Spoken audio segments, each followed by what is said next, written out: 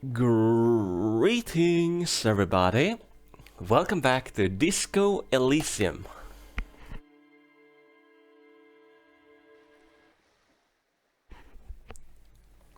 So we were supposed to talk to Cindy about communism. What else were we cooking today?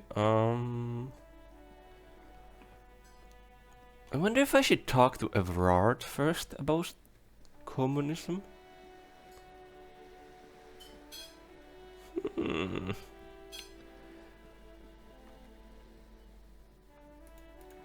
kinda don't know what to do right now. Right, I gotta actually get the things in there too. I gotta go to the basement of that place. Anyways, I wanna see what Miss. Who are these guys?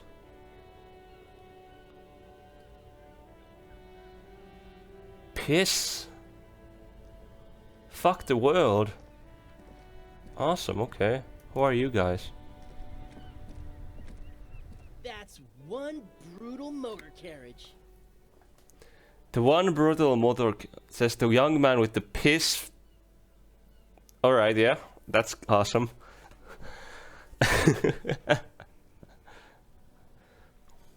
I hope you can say that. If I were a real skull, now, Fuck the world. I'd jack it, paint it in palm tree livery, then bottom light it, neon style. His companion wears a simple yet elegant slogan, fuck the world. A snazzy shit-ripped skullmobile like this would make a fine trophy. We could, like, hang fucking shrunken heads from the side mirrors. Cops' heads. Scary tribal shit. Oh yeah, alright. These guys are apocalypse boys, I suppose. Yeah, tribal shit. Or punks. A cop carriage like this would have proper skull value. No, listen to that British accent, bro. They're punks. Yeah. While I appreciate the interest you take in my brutal motor carriage, I have to stop you right there. The RCM takes threats directed at its property seriously. Uh-huh. It's just theoretical work, Copper. No basis in reality. Man, if we were certified skulls right now... Skulls? Like Cindy? Cindy the Skull? Who are you? I can tell you who we're not, cop. We're not snitches or skulls.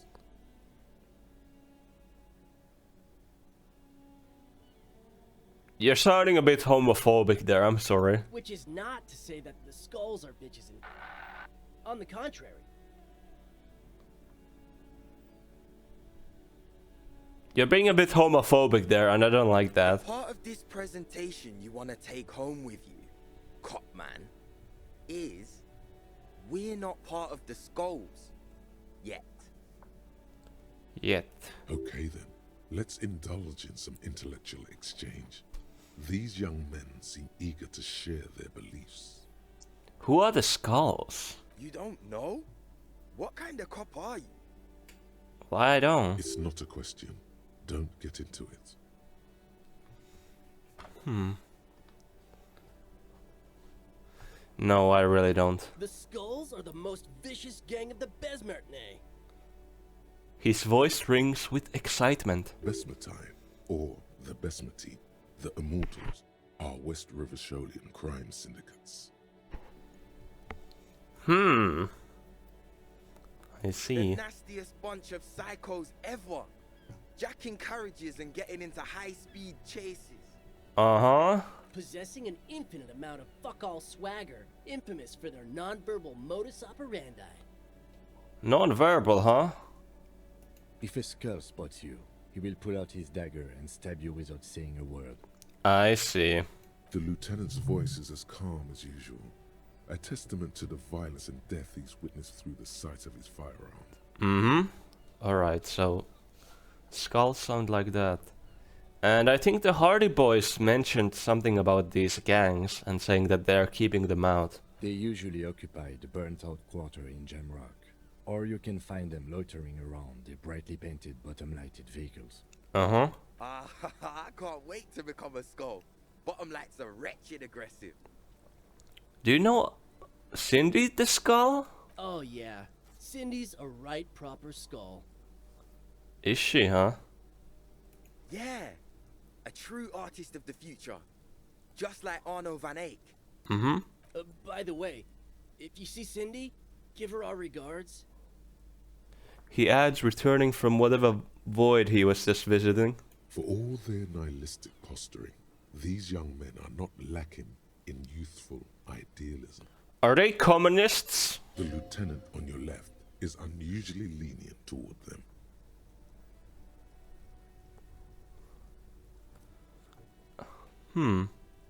I see you kids are into Nordic dance music, huh? Oh man, yeah. We're not fucking kids, man. Oh, right. Be wary of the abyss. Why? Why should I be... Okay, points at the temple. Probably because of how non-verbal their mode of operation is going to be. It's a threat.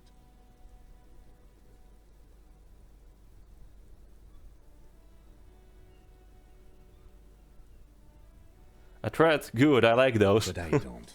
In fact, I dislike them so much I'm willing to drag you boys back to the station just to calm myself down. Ah, alright. Hey, there's no need for that. We're just talking here. Joking too. Stay light, man. Uh-huh. Yeah, didn't you cops, like, have some questions about skulls or some shit? Why aren't there more skulls in Martinez? The Union does their share of policing in Martinez, at least where gangs are concerned. That's why there isn't much organized crime around here. Yeah, makes sense. Don't you worry about that. We're gonna make up for the deficit. Are you, huh? Yeah, we are. Your rhetoric is confusing. Are you part of the skulls or not? We're not franchise skulls. Well, not yet. Once we get our name out there, we'll have a chance to join them. And what makes you think that the organization would accept you? Because we can be just as psycho and vicious. You'll see. You'll But see, in huh? a non-threatening and definitely legal way. Alright, alright. We'll fuck the system from the inside later. Just be cool now. The damage will be tenfold. Alright. Right on, fuck. So what's happening now? Sounds like these boys aren't really skull material. They just want to be cool. Enough about the scullery then. Mm-hmm.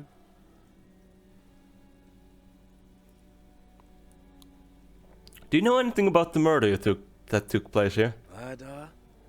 Oh yeah, a man was hanged in the backyard of the Whirling in Rags. Yeah, sure. We'll gladly tell you everything we know about it. It was a man. Yeah, of course. Also, he was hanged. Anything else? He was hanged from a tree. True. Yeah, I mean, duh. These punks don't know anything. Let's just move along. Yeah, Kim doesn't like me. Hey, stop right there. How does one know anything? Oh. This sounds like epistemology. A field so occupied by thought that it begins to question thought itself. I know that you don't know shit. Exactly. How can one know shit? For example, how can one be sure that there truly is a body hanging behind a hostel?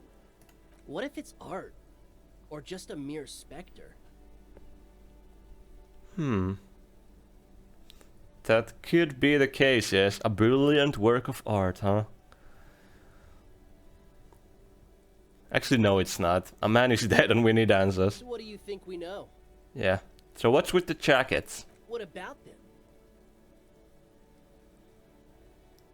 So why does your jacket have a piss written on it? Well, first off, it's a statement and not necessarily something that characterizes me as a person, even though the statement has character. And I do like piss. Oh, you do like piss, huh? That's crazy.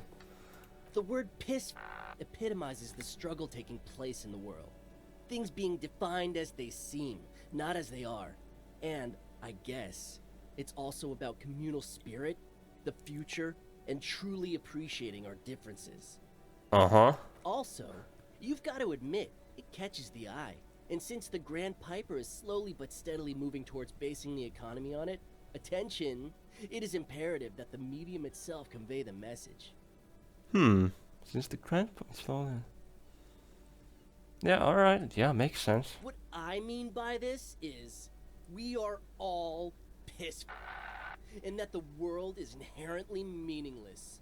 Uh-huh. It seems that the young man has a certain expertise in at least one field, even if it's rather narrow. And why the fuck the world, huh? Like I said before, many men keep searching for the one, for so-called true love, which is actually just obsession masquerading as kinship. The thrill of the chase, the hollowness that fills your chest cavity after catching it. Uh-huh. I'm wondering if the poetics come with the jacket, or are they derived from something else entirely? So I think I should level up conceptualization since I have the actual art degree. Like, getting conceptualization passives 10 XP and heal morale, that actually seems really good. I think I could level up a lot with that. To catch a fish, you'll need to hurl the lure many times, and even then it isn't certain that you'll get anything. If you blow up the lake, though, Blow it up! you get more fish in a shorter time.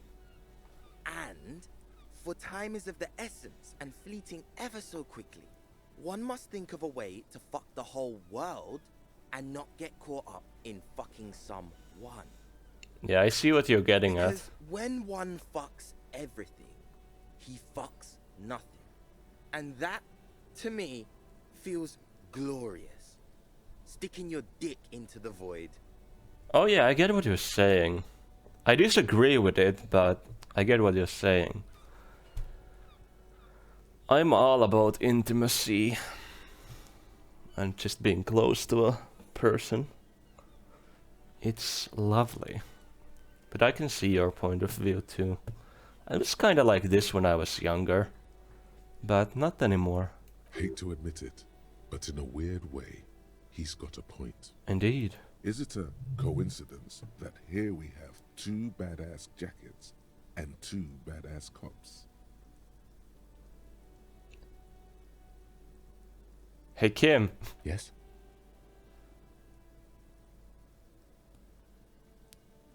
what do you think about the jackets? Leather jackets adorned with immature writing? The ideology they convey helps the boys justify poor choices in life and fashion. I'm not a fan.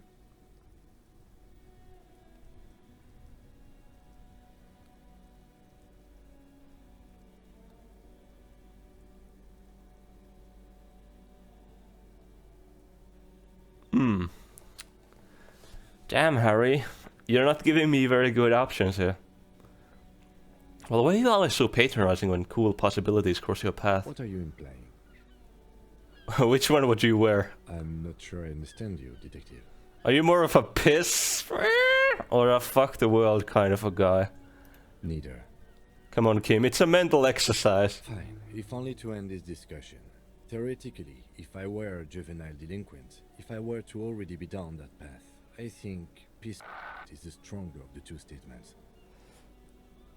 That works. I feel more like a fuck the world kind of a guy. Seems about right, especially considering your heroic exit attempts. Uh-huh. That's an origin Yes! for a dynamic duo right there. I need to level up conceptualization so I get good checks. So are we done here? Or you don't need us around for your secret whisper party, do you?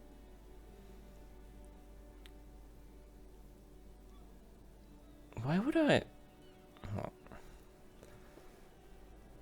Well, talking with you has definitely been something. I wouldn't ask for those jackets. I already got my style. Wait, where's my hat? I don't have my hat on. I gotta put on my hat. Also, do we have any conceptualization things? I think I did.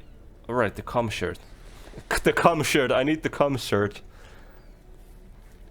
Rip to suggestion, but I need to up my conceptualization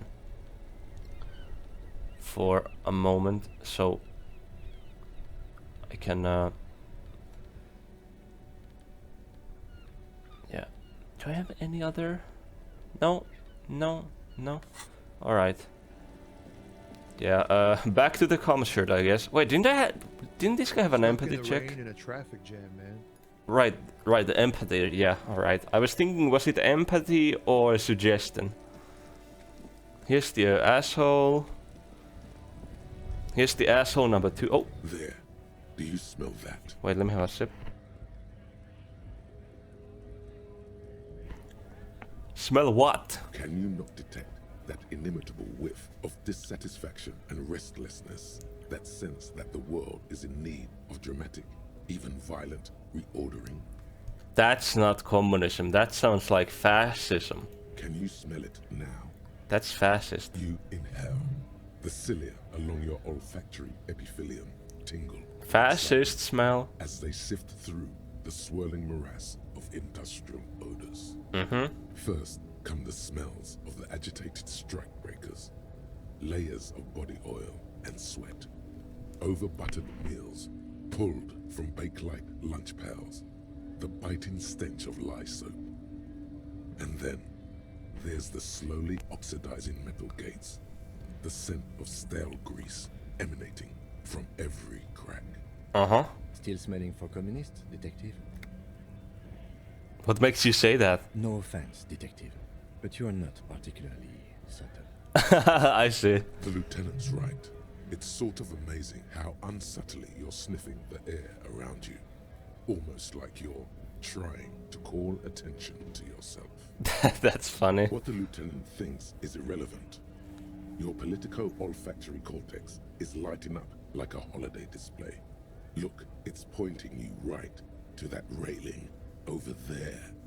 You mean from Manana? Yes, now's your chance to establish contact. Great. But be easy about it. Communists have been known to charge when startled. I see. Evil man. So I wanna talk to Everard first before I do anything here. And I think I'll go Everard, then Cindy. I know I'm going all over, but I'm not sure if I have to choose who I make contact with. And you know, if I wanna make like communistic relationships, I wanna start with the goth person, of course. Like that, I think that's the thing. My god, the game was doing something. I mean, the pale was affecting the reality again. Goddamn pale. Oh. Yes, of course. Now we're on the right track. Take the sniff. Smells like. We're getting crates and pallets calling to mind. Vast stands of winter pines. Winter A pines. swirl of ancient odors absorbed by heavy carpet fibers. But also a pervasive, treacly sweetness that somehow reminds you of cola nuts. Cola nuts? Do they make cola from nuts? The whole place could probably use a good deep cleaning, you think? Right. Well, smelling much communism around the Union boss's office? Hush, Kim. I am detecting. Meanwhile, Everard Clare clatters away on his typewriter, willfully indifferent to your presence. Hello, Mr. Clare. Oh, this is not a fishing rod. That is not a fishing rod, is it? What is not a that? Mr. Dubois, the word in Martinez is a certain police officer is once again happily reunited with his service weapon. Yeah. Congratulations, my friend. Thank you. Do you have any missions for me? I prefer my police officers old-fashioned like that, with a gun. You can do so many things with a gun that you can't do without one. Now, what can I help you with? Look at my gun. My. Mm-hmm. She's quite the looker, Harry. You can't imagine how pleased I am the two of you are reunited. Thank you. Tell me, was it difficult to convince the pigs to give it up? You could say that she tried to kill me. I told you she was a piece of work, Harry, but I knew you could handle it. I know my special policeman. Anyway, I'm glad you're all right and armed again. Yeah, I'm actually looking for a cell of underground communists. Can you help me? Mr. Dubois, really? Do I look like a man who has time for underground communists? I'm as above ground as it gets. I see. That's a non sequitur, if you've ever heard one. Let's drop the funny stuff. I'm trying to make contact with my revolutionary brethren. Sure thing, Harry. We're all business now. The answer is still no. I'm a busy man, as you can see. I don't block off time on my schedule for underground types. Uh-huh. That note of contempt in his voice is sincere, sire. Thank you, Drama. If you haven't spoken with my man Magnani yet, I'd suggest you start there.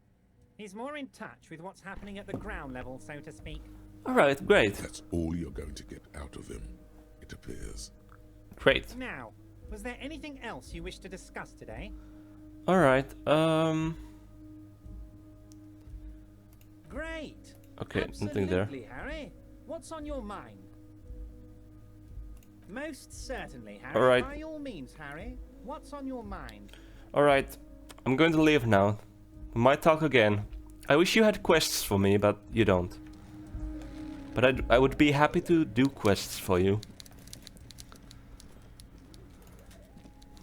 I wonder if our pal here has more dialogue. Oh, hey, mister.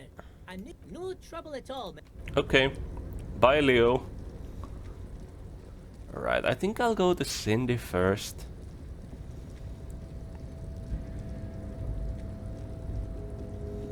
Maybe I'll talk to Manana since I'm here. Oh my god, I got... Goddamn. Wait, wasn't this actually a conceptualization check too? I can get it better if I dress nicely, but... Welcome back, gentlemen. What can I do for you? Oh, he hates my art degree! Shit, that's not good. He hates my art degree. Very bad. Okay, anyways, I need to...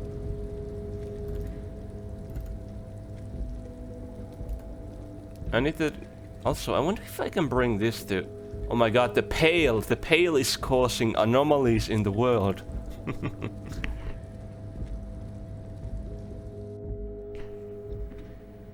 Alright, so I wanna go... Messerhead. I don't like that. You know what, I'll talk to Manana, then go to the basement. Hello? Hello, Wandering Man. How can I help you? Listen, brother. There's something important I need to talk about. What's that, boy? Yeah. Mm-hmm. Now's your chance. Remember, communists are notoriously skittish, so it's best to insinuate your way in.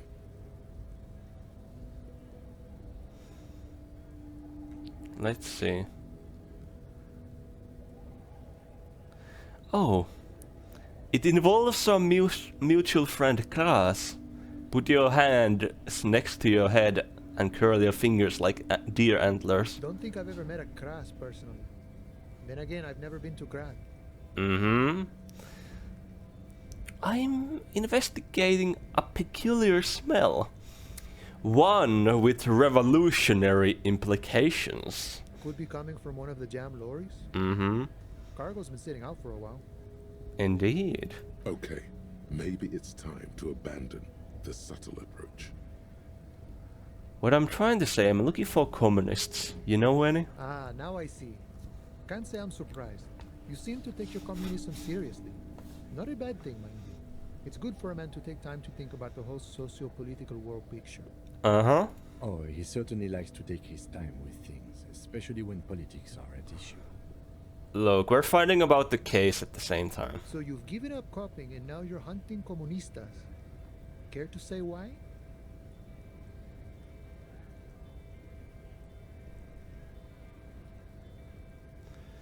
I'm not hunting communists. I'm trying to get organized by them. Oh, I see. Mm-hmm. I wish I could help. Unfortunately, I don't know many comunistas. Are you sure you smell just like a communist? Didn't realize you could smell communism. Mm-hmm. But then, I've never studied the subject. Maybe it's not taught in any of your so-called universities, but there's definitely something going on here. Uh-huh. Ah, but you know, I did meet a genuine ideologo a few months ago. Perhaps he's your guy. Well, how did you meet him? It was late one night as I was leaving the arbor.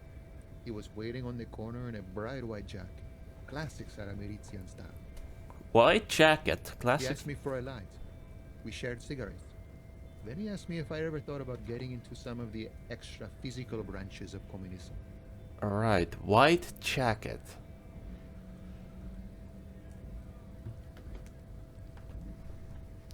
Hang on, what does that mean? Actually, extra physical branches of communism. No idea. Mm-hmm. I took it to mean he was asking me to join some sort of underground cell. Uh-huh. A very old school organizing technique. The sort of thing comunistas used to do before the revolution. Yep. What did you tell him? The same thing I always tell people who try to press some claim on me. I said, every boyadero rides alone. Uh-huh, makes sense, makes sense. What's an ideologo? You know, a guy with a theory. Yep.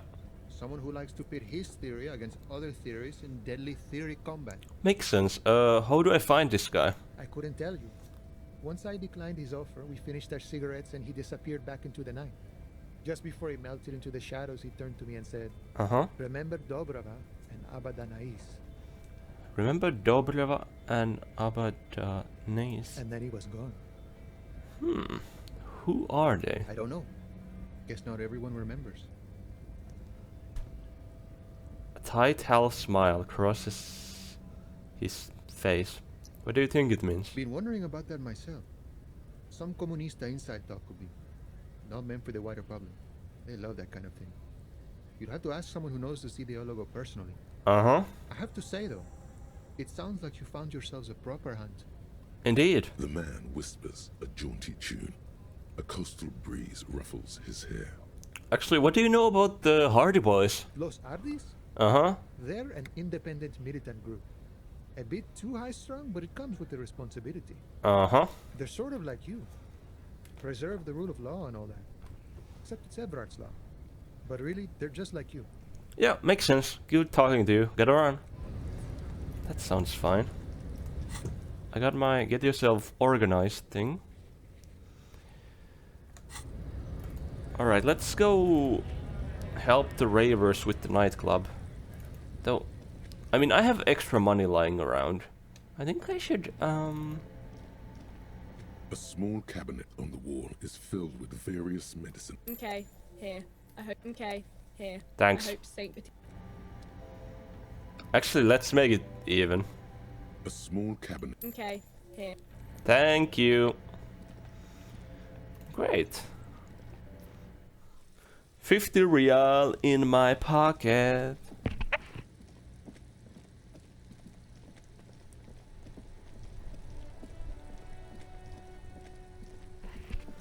I think I want to head here.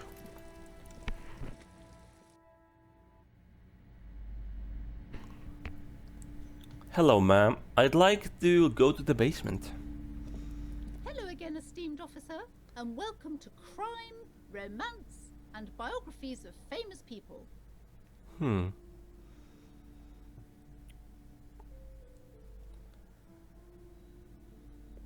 I was told there's a huge fridge in the building cellar. Can you lead me there? A fridge? No, I don't know anything about a fridge. Aren't you interested in books? For whatever reason, she's lying to you about the fridge. Seems like you have to find your own way to the cellar. Damn it. How do I get here? You see a tattered set of curtains and a polyhedron-shaped cage-like trinket. Shopkeeper, what's behind the curtains? Nothing. Now please go back to browsing the books. Don't you feel compelled to look at the books? The books are all you care about. Uh-huh. She speaks almost as if she's trying to put a spell on you, urging you to buy more books. Hell yeah, we're getting just 10 XP. This is good. Oddly enough, the more she tries to draw you away from the curtains, the more alluring they become. Examine the strange cage-like trinket. You see some kind of charm, an irregular polyhedron assembled from bones, sticks, and straw. Inside, a disturbing fish head with empty eye sockets stares at you.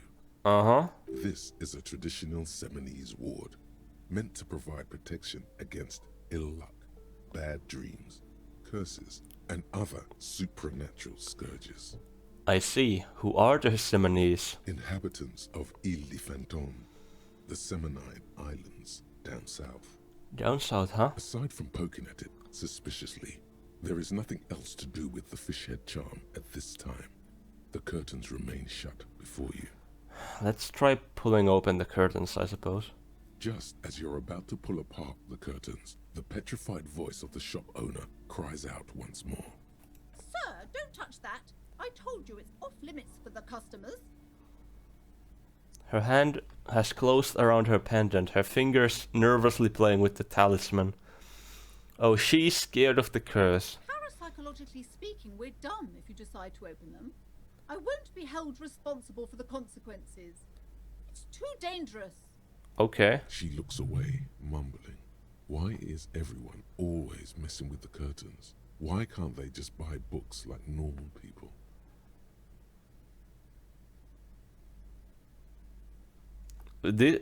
Ma'am, this is different. I'm a police officer. I need to get in there. Why? It's not like anyone was killed there.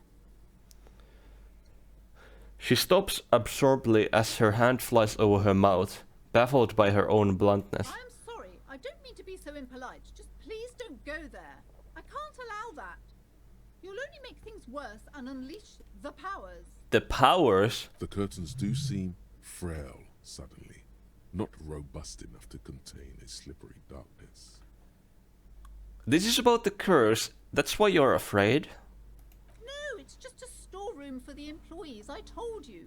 Now please step away from the curtains. But I sense this place calling for me. I must investigate beyond the threshold. You do? My God, even more reasons not to mess with the curtains. Just step away, dear sir. I don't care. You can't stop me. I'll open them. No! Please just talk to me, officer. Come here and let's talk this through before you decide to do anything extreme. Uh-huh. Talking is always good. Go see what she has to say. Alright, Rhetoric, I will. The curtains, tattered with age and covered in dust, hang before you, as if taunting you. Alright, I just need... The thing is, I need to get items from there. Hello again, esteemed officer, and welcome to Crime, Romance, Why are you and so... Biographies of Famous People. Why are you so uptight about those curtains? I just want to know what's on the other side. I already told you, it's just a storage room for employees. I don't understand why it's so important to you. Honestly, you're making it very suspicious. Just let it go, officer. Go buy some goddamn books. You're supposed to be drawn to the books. Yeah. She recites it like it's a poem, or like she's playing a role she's grown tired of. Uh-huh. She's so tense, it's a miracle she hasn't snapped in half yet.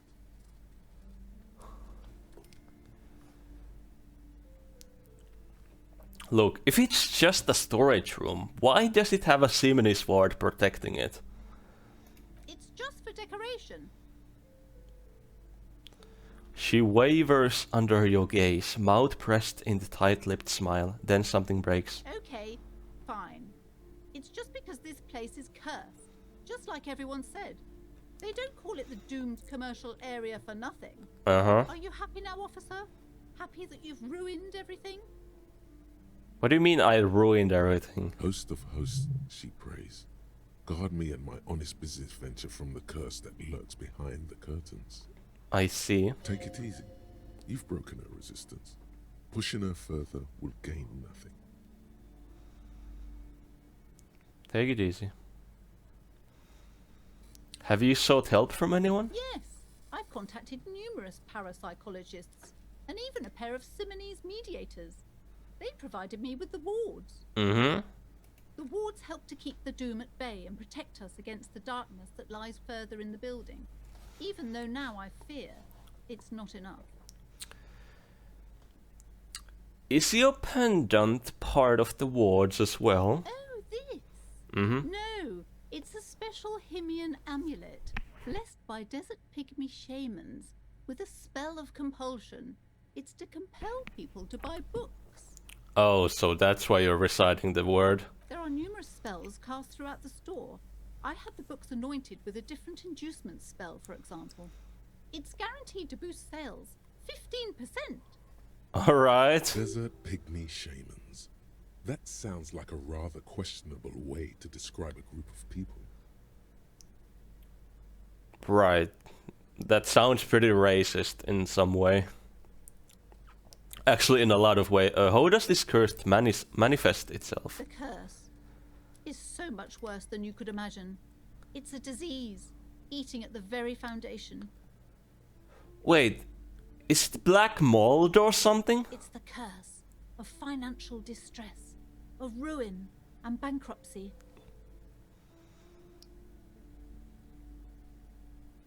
Okay, I'm a little confused. What the...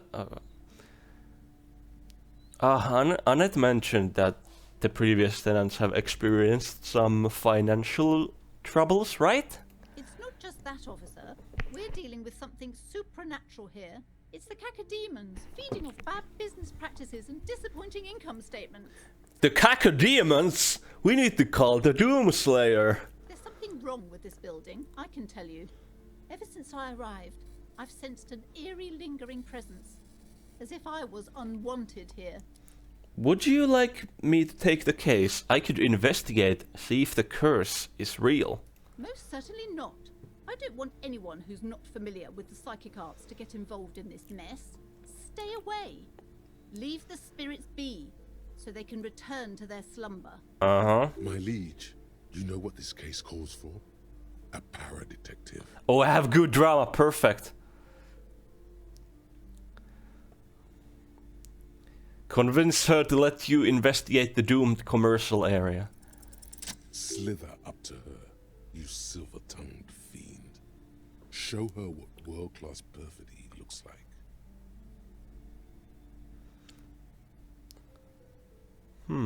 Ma'am, I came here to help. I've handled paranatural situations before. Are you sure? Don't think I haven't seen charlatans before. I have returned from the void. A para-detective from a long line of para-detectives. You're no paradetective. You look nothing like one. And you're clearly a drinker. Pardon me for being so blunt, but...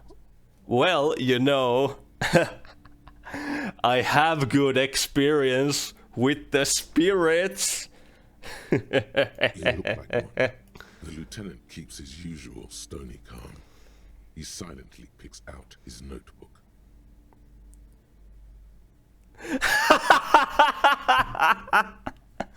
It's the same. You see, it's necessary to drink the spirits in order to contact the void. How do you know all this? Here we go.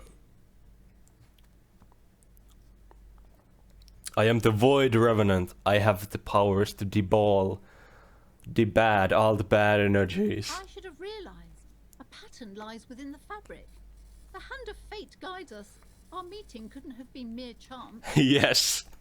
But I am not the only one at risk. I have to think of my daughter. You are certain you can help us? Keep us safe? I can't allow any collateral damage to hit us. No problem whatsoever. Your family is safe. The phantoms are no match for me. If you promise, good officer, then you might be our last hope. Do you swear it? On my honor. Thank you, sir. There's one more thing I haven't told you about yet. The entity. The entity. Do not act surprised. You know of these things, sire. Of course, the entity. For I have sensed its presence. You have? The entity takes the form of a woman. A witch, probably. I've suspected that she must be connected to the curse ever since I first saw her. Did you know that she lives inside the chimney? Ah, chimney. Passages between hell and heaven. Of course. Yes, that chimney is part of the building's central furnace, and it's enormous. She has barricaded herself behind some metal security curtains. God knows what she's doing there. Uh-huh. Some unnatural magic, I assume. You should go find the entity and ask what happened to all the companies in the building. What is the source of this curse? Here's the key to the warded door behind the curtains. Take it. Thank you. Oh, and please do return to me after you've looked round. I'm quite anxious to know what she has to say about the curse. What you discover in there. The entity. Metal security chains. What you discover? Probably just some office space. Don't be scared. Alright, I think she told me enough. Also, how long have I played? 41 minutes. Alright. See a set of Pull the curtains open. You see a dimly lit room full of dusty furniture and trash. A doorway stands in the back, covered in dozens of scary little Sebanese wards, your shadow looming over it like an omen. Uh-huh. Escapes from her plaisance as she tries her best to look away, her round face buried in her hands. I should equip my flashlight, probably. Great.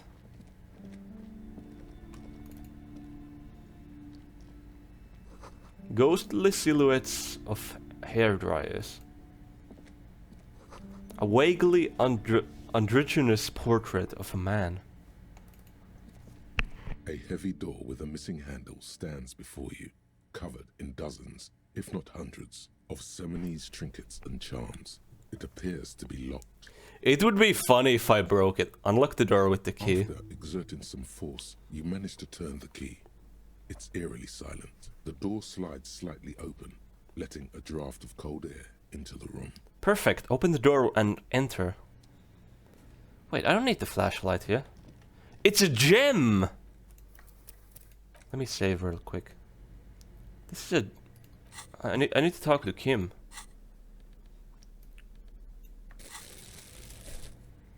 What is this place? Looks like a gym to me. Yes, but no one's been here in ages. He draws a stripe on the dusty floor with his foot. I doubt the electricity still works. Good thing we have a flashlight on us. Don't forget to take it out of your bag before we move on. Mm-hmm. Some specks of dust shimmer in a faint beam of daylight falling from the window. Other than that, the room is dark. Indeed. An eerie feeling rises in your chest. What if there's a reason why no one's been here for ages? Yes, because it's closed. Uh-huh. No need to look for supernatural explanations where a banal one will do. Now let's move on, shall we? Indeed. Did I say already? Right, I did. Okay, let's put on the flashlight back, like Kim suggested. We have our multi-tool.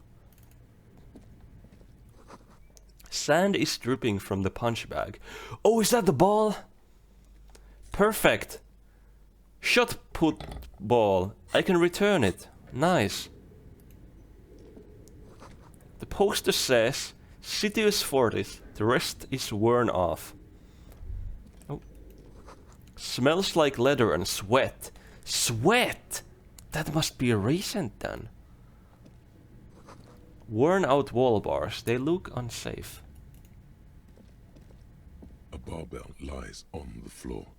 The color has worn off its weight plates.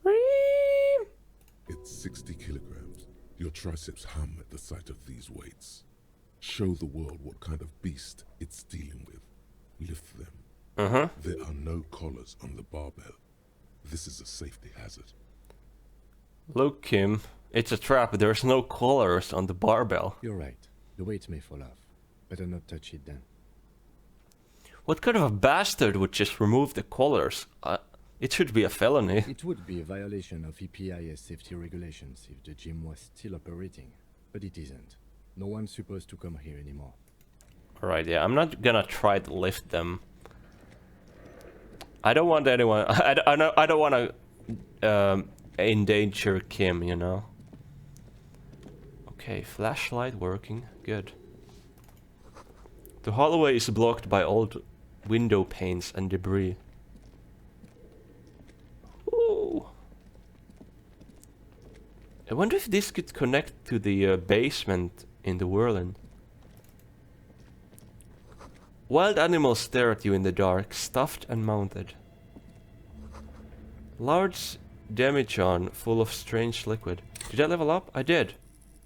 Visual calculus, here I come. Oh, they're playing spooky music now. Airship rotors covered in spiderwebs. They remind you of blades. A puppet? A naked mannequin torso. Strange yellow color. Money. Blue velvet soft to the touch. Moth bitten. More real. What's in here, huh? Steel rotor blades bearing Slipstream logo. Okay, Sam. Skis with Slipstream printed on the laminated top layer. Nice. What can we discover here? A cube.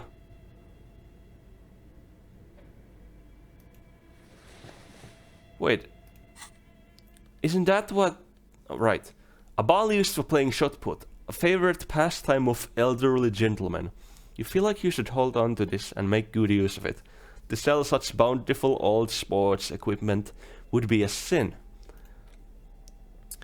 A cube-like crisscross of filaments feels oddly fragile in your hand. Its intricate structure covered in dust. Silver tape on the side reads production schedule note. The filament contains information that can be read using a radio computer. Perfect. That's what I was looking for, right? Oh. Where are the clothes it used to display? The mannequin clothes? Oh! The computer. A dusty radio computer sleeps on its wired frame, forgotten and unused. Its keyboard has a rectangular on-off button. A piece of paper still hangs from the printer. Uh-huh. Another radio computer. Just sitting here without anyone inside. Crazy. What he means is that these things cost money. Why would anyone just leave it behind? Yeah, that's actually crazy to leave it behind. This is the Ream Civic radio computer, model RC5120, equipped with a Feld mainframe and a Ream-compatible printer. Do you think I should turn it on? It's your call. You're in charge of this expedition, officer. Uh-huh. Of course you should turn it on. Don't you want to know what's on the filament? Alright, turn on the machine. The machine lights up like some prehistoric animal stirring from its slumber, revealing fluorescent play and print keys on the keyboard. The hatch on the machine's central compartment is wide open. Look inside the compartment. It's empty, like a beehive without its brood. Some cables have been left dangling, disconnected. Uh-huh. The filament you have would fit perfectly inside the compartment. But aren't I supposed to take it to the person? Let's press play. Nothing happens. Something's missing. There's no tape in the player. Insert the production schedule. Like a smooth draw, the filament slides into place. On the keyboard, the play key starts blinking. Press play again. The speaker comes to life. Static seeps through the machine's planar magnetic driver. An old lady greets you. Her voice sounds 100 years old. Yeah, it's my AI assistant again. Good morning. Fortress accident en rue de Saint-Ghislaine. This is East Insulindian Repeater Station 1. Uh-huh. Please repeat. Is this the production schedule?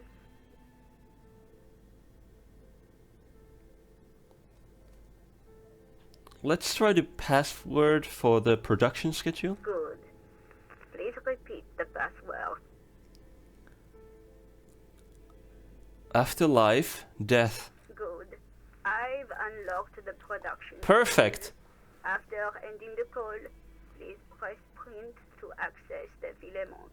Thank you. Really? She just used the same password?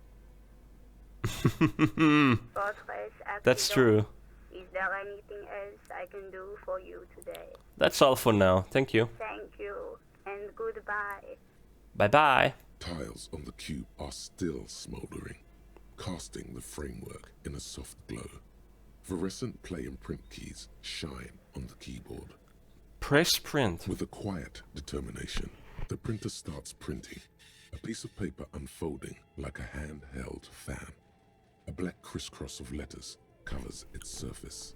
Let's read the printout. It's a project report written by the lead producer, Andrew Andy Schott, about Whirl Untethered, a radio game developed by Studio Fortress Accident. Okay. The first few pages give an overview of the capital and workforce, while the rest of it seems to be a production schedule.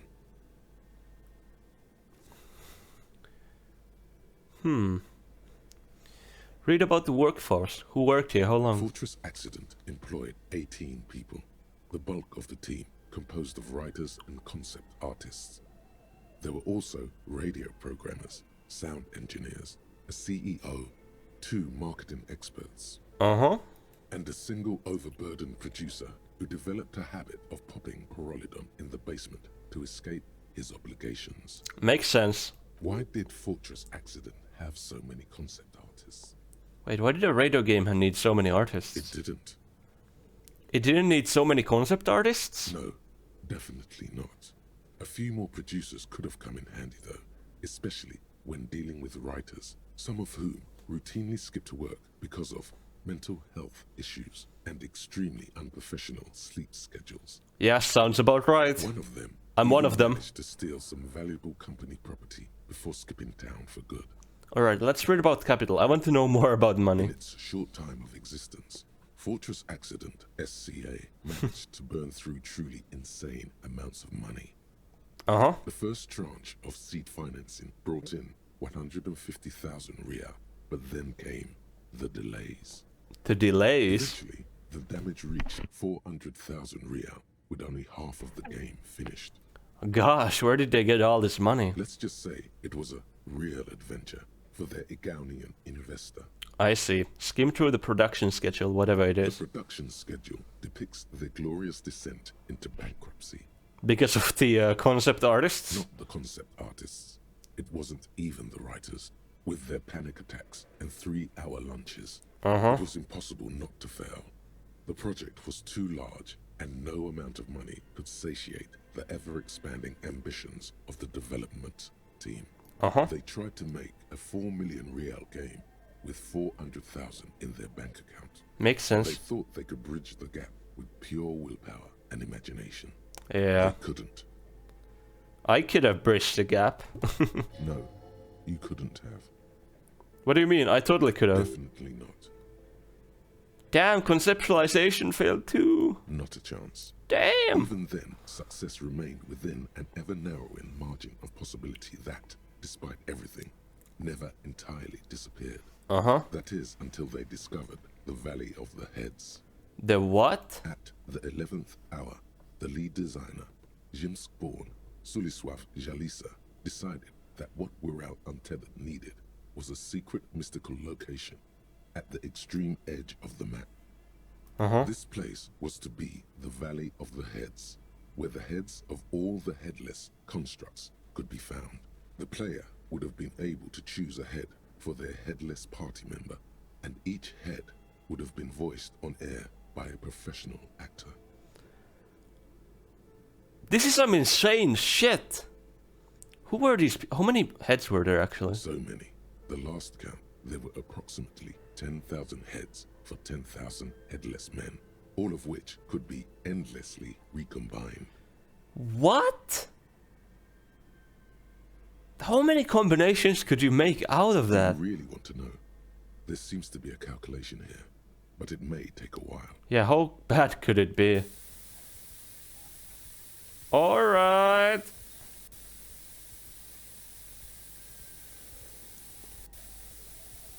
crazy. Ooh. The lieutenant taps his foot impatiently, his arms folded tight against his chest. Sorry, Kim. Oh shit, we're still going. What have I done? What if you broke the radio computer? What if it's never going to stop? Just let the numbers wash over you. Shit, I can't break the... Okay. And that's it. Thanks. Okay, so that's it. What did them? Well, yeah, that and the catastrophic data loss. Right, I just realized I'm talking the mainframe. That to what now? On the nature of the data loss, there's ominously little information in the production log. It comes at the very end, where things get fuzzy and dark, where tables and numbers seem to vanish into an eerie nothingness, before the Egonian investors pulled the plug. Oh, that's what she's investigating too. What is clear is that one day, an unidentified numeric anomaly occurred on the East Insulindian Lintel front, just as the World Untethered project was being compiled that day. And the anomaly caused all the data to get lost in the air? When the project was returned, it was completely blank. Damn. The team spent weeks on the phone with Lintel, the service provider, but despite their diagnostics, they could never produce a satisfactory explanation or pay for the loss. Wait, they lost the whole game and wouldn't even pay for it? Wasn't there a copy of the game, a backup? Mysteriously enough, it seems that the off-site copy happened to be on-site when the catastrophic data loss occurred. Alright, that's what she talked about too. It was the lead programmer's responsibility to oversee weekly maintenance of the off-site copy and, well, keep it off-site. An explanatory note from the lead programmer has been attached. What does it say? S. Luukkonen Kilda, Luukkonen! programmer of Fortress Accident. The off-site copy was on-site because there was no off-site anymore. Not for me, not after 8 months of crunch.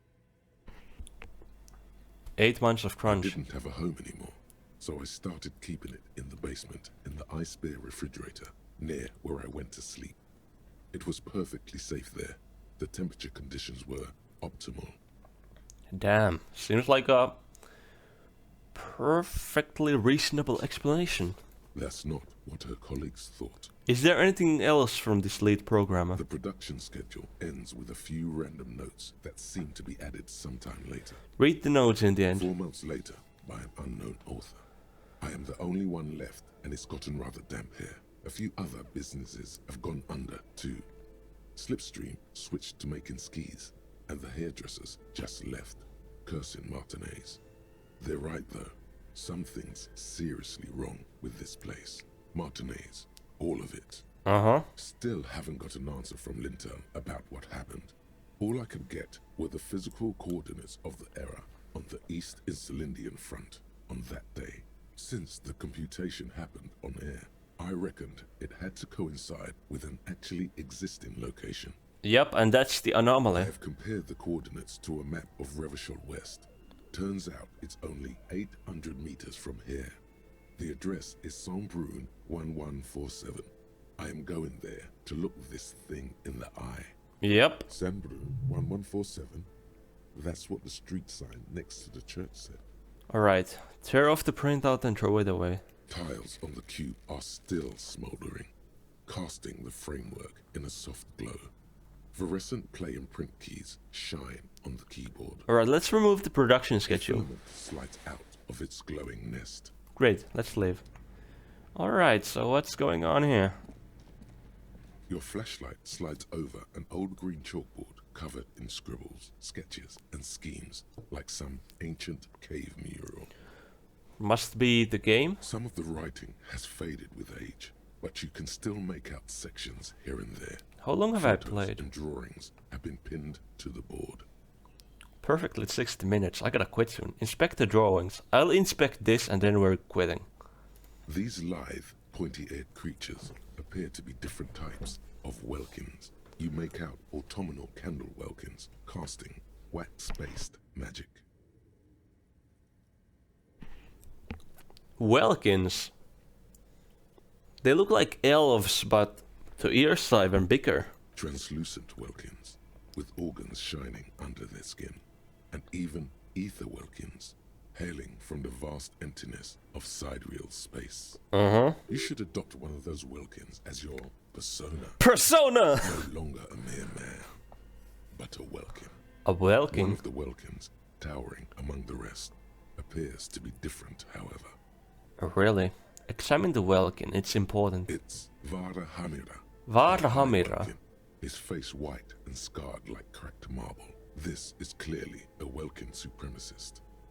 The note says, all non-Welkin races will be purged. Oh, hell no. The Haldor, the Tworg, the humans, and even headless men, all of them, purged. Imagine a world filled only with Welkin, Green Welkin, Dread Welkin, and the High Welkin to rule them all. Oh, you're a fascist. An inordinate amount of time has gone into drawing these little Welkin creatures.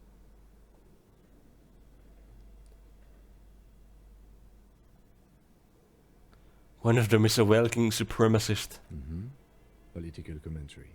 Uh-huh. That one has a great beard too. Uh-huh. Who are these creatures? Who drew them? Are they real? I have so many questions. This looks like concept art for a project. It's not really real. I see. Alright, well... Some people really like building a world, I think. Even if it's just for a game. Yeah. I sure wonder if there's something here. Well, this has been educational. Let's move on from the Welkins. Just look at those details. So much effort. Uh-huh. Inspect the photos. The photo collage depicts barren, icy landscapes wrapped in perpetual night. You see permafrost and glacial landforms, dead trees grown in under the snow. Uh-huh. Entire oceans have been frozen from shore to shore. Yep. There are pictures of settlements on dried up riverbeds, abandoned in a storm. Animal corpses in the dark, carcasses and bones. Carcasses and bones, huh? Lovely. You see primitive oil rigs built into glaciers, boreal dvorg, yurts under the snow, great mammoth-like beasts of burden. Yeah, that must be their fantasy land, huh? Albeit dark and cold, this vision also feels cozy in its own way, like eggnog or morphine. Hell nah! A much-needed respite from our own world. A pinned postcard reads, "The heat death scenario. A desperate fight for geothermal energy engulfs the world as Wirral becomes untethered from its sun, drifting through the universe." Ooh, sounds cool. Inspect the schedule. This is a monthly calendar from the year 50.